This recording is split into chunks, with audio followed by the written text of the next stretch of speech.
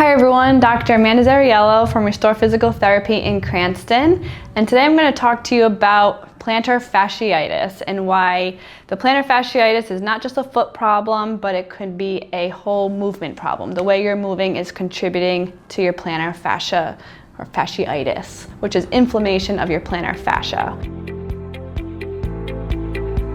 So what is the plantar fascia? It is a band of tissue. It's connective tissue, so it's not a muscle, it doesn't contract, that is on the bottom of your arch. It inserts into the heel, into the base of your toes, and the role of it is to basically support your arch.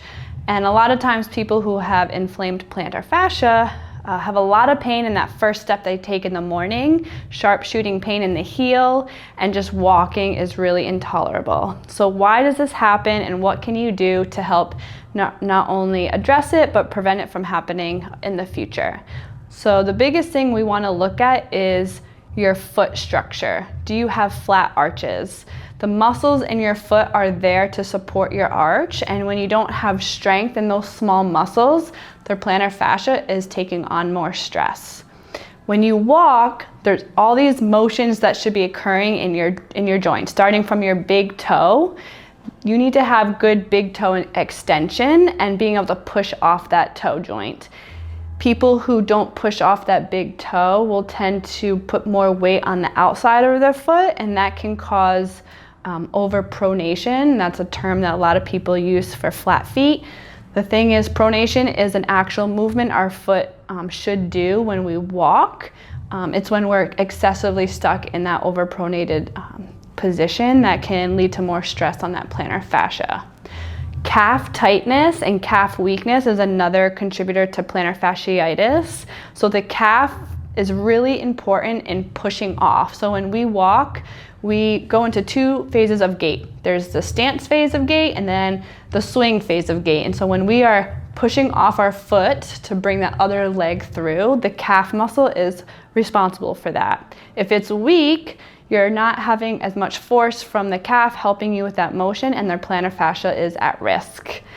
Hip strength is actually a risk factor, or weakness rather, to getting plantar fasciitis, because every time we take a step, we're temporarily on one leg. And when your glute muscles aren't strong enough to stabilize your pelvis, that can kind of have a chain reaction effect and put more stress in the foot. So when we're walking, a lot of things that need to happen. Your toe should be getting into extension, big toe first extension. Your ankle should be able to flex up and down appropriately. Your calf should be strong enough to push you off. And your hip should be strong enough to stabilize your whole limb when you're on one leg. In addition, arch weakness. So we want to make sure that your arch muscles are doing its job to stabilize your foot completely. So I'm going to show you 3 exercises that are going to address your big toe mobility. So if you're lacking big toe extension, I'm going to show you an exercise for that. How to strengthen your calf muscle, specifically the soleus muscle, which is the most important one during push-off in the gait cycle, how you walk.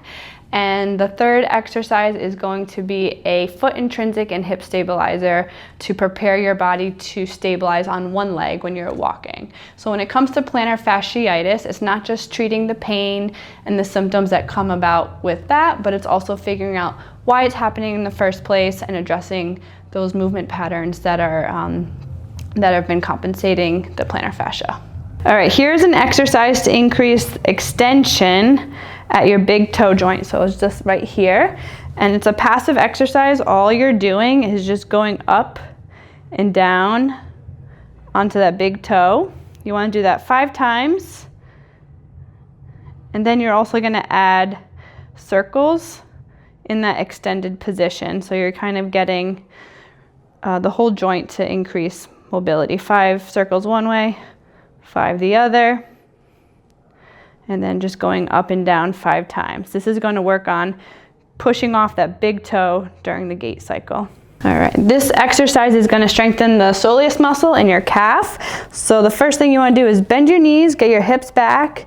You're going to go onto one leg, and you're going to go up onto that big toe. Make sure most of your weight is on that big toe, and slowly come down. This is strengthening your soleus muscle in your calf, which is really important to be able to push off effectively when you're walking. You can do 10 to 15 reps of this. So the last exercise is an exercise to work on the strength of your foot intrinsics and your hip stabilizer. So you're going to place a mini band around your feet. You're going to grip the ground, so you kind of put your weight on the outside of your foot and you're digging that big toe into the ground. That's going to make you activate those middle arch muscles, and you might even feel a little cramping sensation. And then to progress that, you're going to lift the opposite leg up while trying to keep those foot muscles engaged. What this is going to do is strengthen your arch muscles in your foot and your hip stabilizers, which both have to work together when you're walking.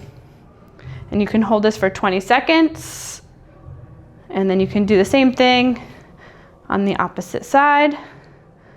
And notice if there's more shakiness on one leg versus the other, that's usually indicative of some weakness.